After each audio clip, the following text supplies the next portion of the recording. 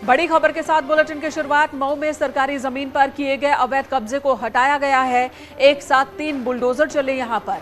अवैध अतिक्रमण को हटा दिया गया। तीनों बुलडोजर का इस्तेमाल कर दरअसल इलाके के दबंग और भू माफिया ने दस्तावेजों में हेरफेर कर सरकारी जमीन पर कब्जा कर रखा था, जिसके बाद जांच की गई तो ये पूरा का पूरा मामला सामने आ गया।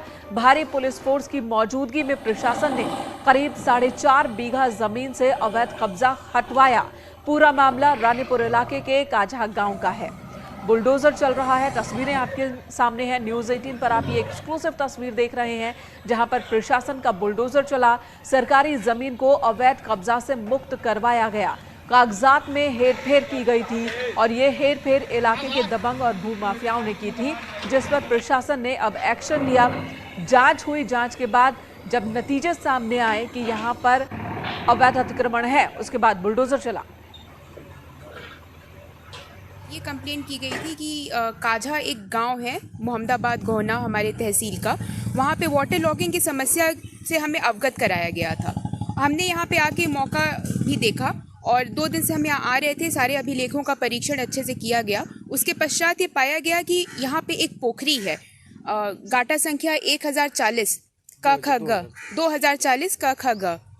वहाँ पे पूरा जो तालाब है, पूरे जो पोखरी है, उसको पाट दिया गया था।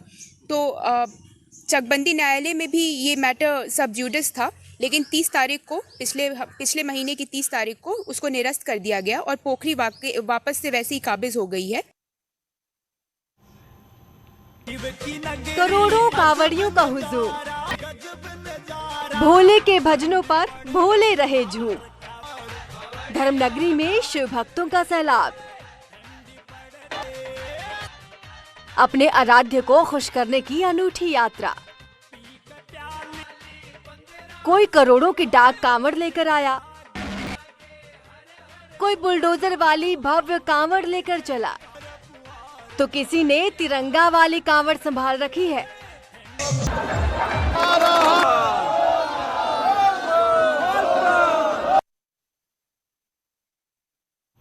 तो कल है सावन का सोमवार, सावन का दूसरा सोमवार और साथ ही शिवरात्रि भी करीब है। ऐसे में हर तरफ कांवड़ियों का बोलबाला देखने को मिल रहा है, उत्साह देखने को मिल रहा है। इस वक्त अलग अलग शहरों की तस्वीर हम आपको दिखा रहे हैं। उमेश श्रीवास्तव मेरठ से हमारे साथ मौजूद हैं, देवेश त्यागी सहारनपुर से, विजेश पवार हमारे साथ मुजफ्फरनगर से और शहजाद राव बागपत से मौजूद हैं। तो पुलकित शुक्ला हरिद्वार से इस वक्त हमारे साथ मौजूद हैं।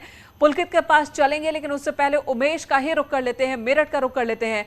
उमेश, पश्चिमी उत्तर प्रदेश से बड़ी संख्या में कांवड़िए हर साल हरिद्वार जाते हैं और फिर लौटते हैं गंगा जल लेकर। दूसरा सोमवार है कल, उससे पहले किस तरह का उत्साह देखने को मिल रहा है?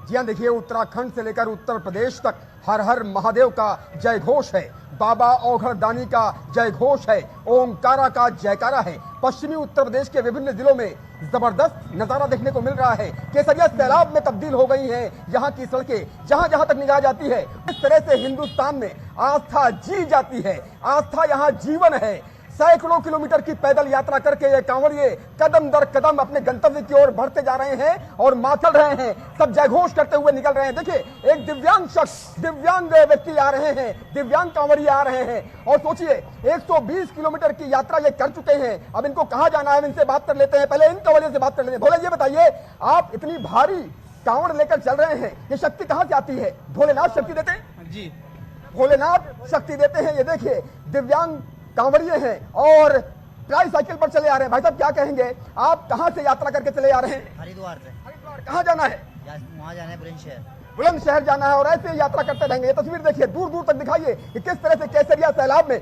मेरठ की सड़कें, मुजफ्फरनगर की सड़कें, पश्चिमी उत्तर प्रदेश के हर जिले की सड़कें कमोवेश यही नजारा पेश कर रही हैं। कांधे पर कांवड़ है और सुबह पर ओमकारा का जयकारा है। बिल्कुल, तो सड़कों पर ये लंबी कतार कांवड़ियों की देखने को मिल रही है। सभी अपने अपने गंतव्य की ओर, शिव की ओर बढ़ते हुए, अपने आराध्य की तरफ बढ़ते हुए। और देवेश हमारे साथ सहारनपुर से मौजूद है, देवेश का रुख कर लेते हैं। देवेश, बड़ी संख्या में जो कांवड़िए हैं वो गंगा जल लेने के लिए हरिद्वार जाते हैं और दूसरे नदियों का भी रुख करते हैं।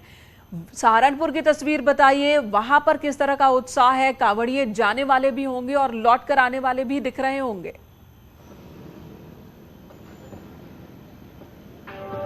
जी, मैं आपको बताना चाहूँगा सहारनपुर में 14 जुलाई से लाखों की संख्या में कांवड़ी यहाँ से निकल चुके हैं। आपको चारों तरफ देखते ही बनता है सड़कों पर जन सैलाब जो है केसरिया रंग का जन सैलाब यहाँ पर उमड़ा हुआ है और भोलेनाथ के जयकारे के साथ यहाँ बम बम भोले की गूंज यहाँ चारों तरफ नजर आ रही है। आप देख सकते हैं किस प्रकार से मेरे पीछे यहाँ किसरे कांवड़ों की लाइन लगी है और जय घोष के साथ बाबा का जय घोष ये करते हुए निकल रहे हैं।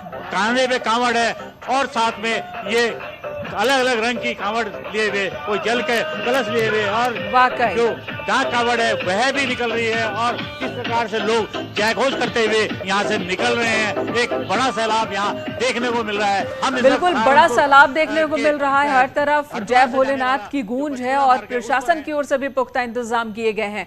बिनेश पवार का रुख कर लेंगे मुजफ्फरनगर, वहां पर क्या इंतजाम किए गए हैं? बिनेश, आप बताएं। वाकई यहाँ पर जो संख्या है कांवड़ियों की कहीं ज्यादा नजर आ रही है और यही वजह है कि पुलिस और प्रशासन भी सड़कों पर मुस्तैद नजर आ रहा है कि कहीं कोई स्थिति बिगड़े ना। शहजाद राव बागपत से हमारे साथ मौजूद है। शहजाद, हर तरफ जय भोलेनाथ की गूंज है, हर हर महादेव की गूंज है। कल सावन का दूसरा सोमवार है, जाहिर सी बात है जो स्थानीय शिवालय हैं वहां पर भी इंतजाम किए गए होंगे क्योंकि हर जगह 2 साल बाद, कोरोना के 2 साल बाद कांवड़ यात्रा की शुरुआत हुई है, तो जाहिर सी बात है कि इस बार उत्साह बहुत ज्यादा है लोगों में और इस वजह से भीड़ भी ज्यादा।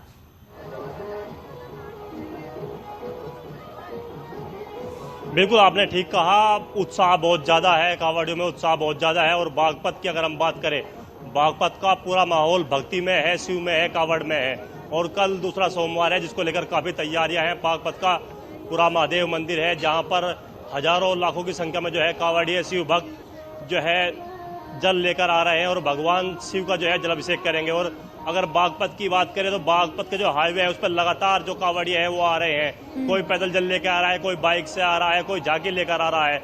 सावन में बागपत का माहौल पूरी तरह से शिव में है।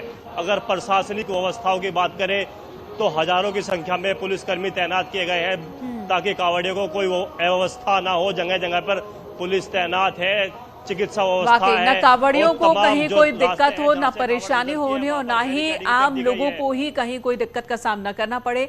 प्रशासन पूरी तरह से मुस्तैद है हर जगह। अब रुख हरिद्वार का करते हैं, पुलकित शुक्ला वहां से हमारे साथ मौजूद हैं। पुलकित, हरिद्वार ये वो जगह है जहां पर गंगा जल भरने के लिए पश्चिम उत्तर प्रदेश और साथ ही उत्तर प्रदेश के साथ साथ और भी स्टेट के लोग पहुंचते हैं। बड़ी भीड़ होती है वहां पर, करोड़ों की संख्या में वहां पर शिव भक्त पहुंच रहे हैं और ऐसे में आज की तस्वीर दिखाइए जरा।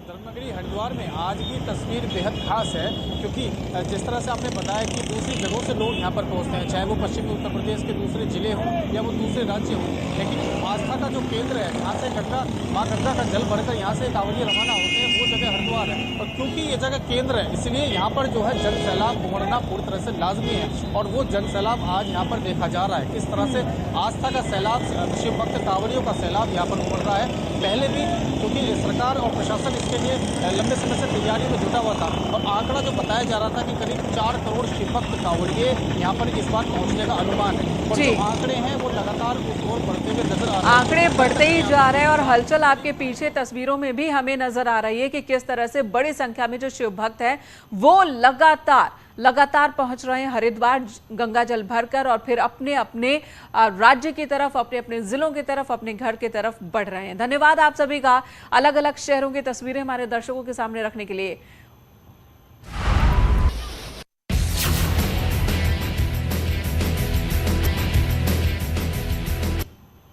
तो बाढ़ भयंकर, हर तरफ हाहाकार देखने को मिल रहा है। मध्य प्रदेश के कई जिलों में लगातार बारिश हो रही है जिसकी वजह से मुसीबत बढ़ गई है। कई इलाकों में सैलाब की डराने वाली तस्वीरें भी सामने आई। शाहजहांपुर भी एक डरा देने वाला मामला यहां पर सामने आया है। वीडियो हम आपको दिखाएंगे जहां पर बरसाती नाले में आए उफान में एक स्कूल बस फंस गई।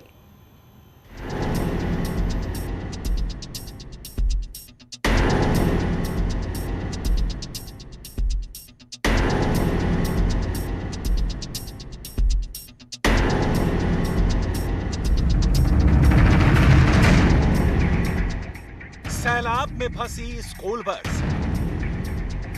हादसे की डराने वाली तस्वीरें, खतरे में कई बच्चों की जान। मध्य प्रदेश समेत देश के कई राज्यों में बारिश के बाद आई बाढ़ का कहर जारी है। कई जगहों पर सैलाब के बीच फंसे लोगों का रेस्क्यू किया जा रहा है, तो कहीं बाढ़ के बीच फंसी गाड़ियों का। ऐसी एक तस्वीर शाजापुर से सामने आई। वहां बरसाती नाले को पार कर रही एक स्कूल बस अचानक पानी के तेज बहाव में फंस गई। बस ड्राइवर को लगा कि वो सैलाब की इन लहरों को पार कर लेगा, लेकिन बताया गया कि कुछ दूर जाने के बाद ही बस इन लहरों में फंस गई। कुछ ही देर में बस का करीब आधा हिस्सा पानी में डूब गया। जिस वक्त यह हादसा हुआ उस वक्त बस में ड्राइवर और कंडक्टर के अलावा स्कूल जाने वाले कई बच्चे सवार थे। इस बात की जानकारी मिलते ही लोगों के हाथ पांव फूल गए। आनन फानन में लोग वहां पहुंचे, बस को बाहर निकालने में जुट गए। बताया गया कि लहरों के बीच फंसी बस को बाहर निकालने के लिए एक ट्रैक्टर को बुलाया गया और काफी कोशिश के बाद ट्रैक्टर की मदद से बस को लहरों के बीच से सुरक्षित बाहर निकाल लिया गया।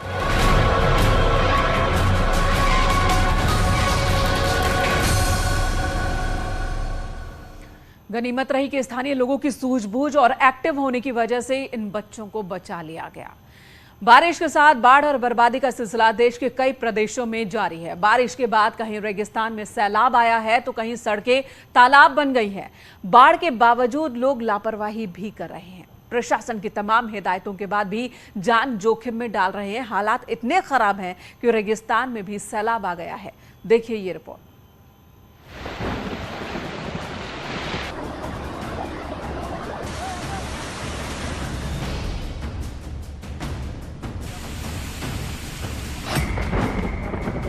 रेगिस्तान में आया सैलाब।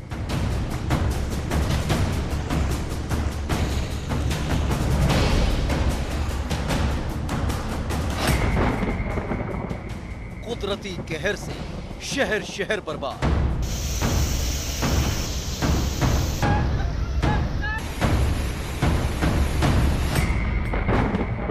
आफत में अटकी सांस।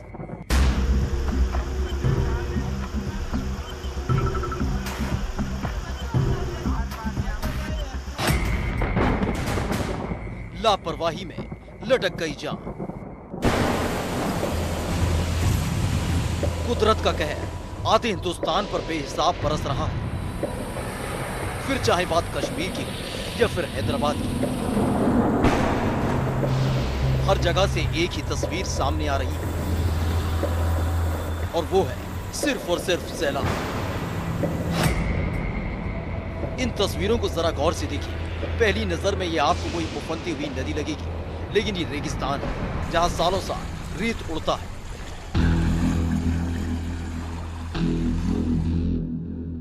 वहां बारिश से हाल बेहाल है।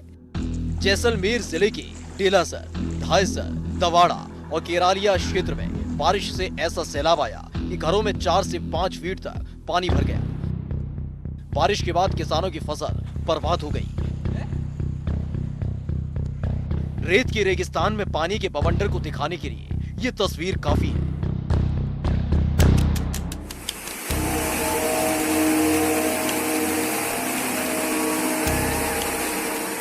सिर्फ जैसलमेर ही नहीं बल्कि राजस्थान के बूंदी में भी सड़कें या मैदान सब कुछ पानी में डूबे दिखाई दिए। लोगों के लिए घरों से निकलना ही मुश्किल हो गया।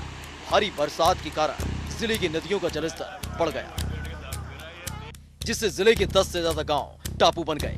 उनका संपर्क जिला मुख्यालय से कट गया। कुछ जगहों पर लोग जान जोखिम में डालकर सफर करते हुए दिखाई दिए। गुड़ा बांध का जलस्तर बढ़ने के बाद उसके 2 गेट 2-2 फीट तक खोल दिए गए। प्रशासन ने आसपास के लोगों को सुरक्षित जगहों पर जाने के लिए भी कह दिया है। हालांकि यहाँ सवाल ये है कि जब हर ओर बाढ़ के हालात हो, लोग सुरक्षित ठिकाना कहाँ खोजें? बारिश, बाढ़ और बर्बादी की मार झेलने वाला राजस्थान इकलौता राज्य नहीं है, बल्कि गुजरात में भी स्थिति बेहद खराब है। वलसाड समेत गुजरात के कई जिलों में बाढ़ कहर बरपा रही है। हर तरफ पानी ही पानी दिखाई देता है।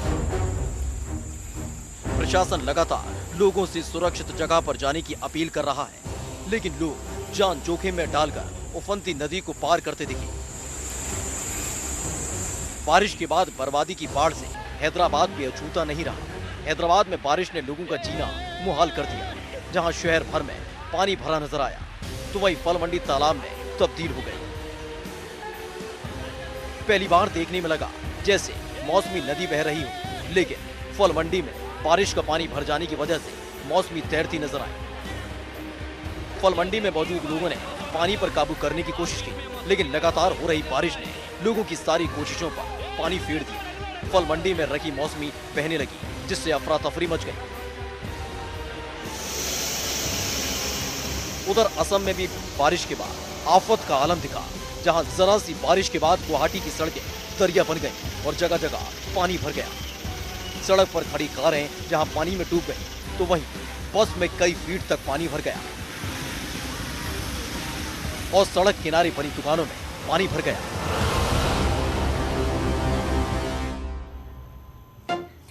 अगली खबर, लुलु मॉल में नमाज विवाद पर बड़ी खबर है। नमाज पढ़ने वाले 2 और गिरफ्तार किए गए हैं। इरफान और मोहम्मद सऊद नाम है इनके, गिरफ्तार किए गए हैं। लुलु मॉल में बिना इजाजत इन्होंने नमाज पढ़ी थी। 13 जुलाई को नमाज पढ़ने का वीडियो वायरल हुआ था, जिसके बाद से ही कार्रवाई हो रही है। 2 और आरोपियों को गिरफ्तार किया गया है जिन्होंने नमाज पढ़ा था लुलु मॉल के अंदर। इनमें से एक का नाम इरफान और दूसरे का नाम मोहम्मद सऊद है। लगातार इस पूरे मुद्दे पर सियासत भी चल रही है। एक तरफ प्रशासन एक्शन में है, दूसरी तरफ सियासत भी गर्म है। इस बीच कुछ खबरें इस तरह से भी आई कि नमाज पढ़ने वाले हिंदू हैं। इस तरह की खबरें सोशल मीडिया पर वायरल हो रही थी, जिसकी सफाई दी गई पुलिस की ओर से और कहा गया कि ऐसा नहीं है। और अब जो 2 और गिरफ्तार हुए हैं, इनमें से एक का नाम इरफान और दूसरे का मोहम्मद सऊद है। समाजवादी पार्टी से अलगाव के बाद एसबीएसपी अध्यक्ष ओम प्रकाश राजभर का बयान आया। राजभर ने बीएसपी के साथ गठबंधन के संकेत दिए। राजभर ने कहा कि गठबंधन पर बीएसपी से बात करेंगे। साथ ही उन्होंने ये भी कहा कि अगर बीएसपी के साथ हम आए तो क्या होगा। इस दौरान राजभर ने अखिलेश यादव पर तंज कसा और एक बार फिर कहा कि वो एसी में रहे तो ही ठीक है।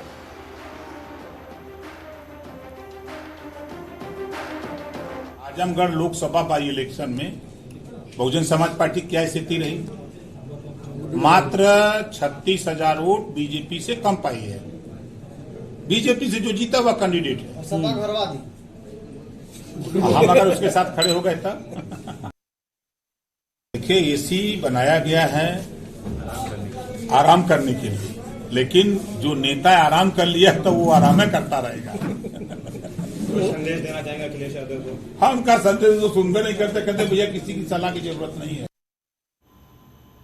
यहाँ रुकेंगे एक और ब्रेक के लिए, खबरें जारी हैं।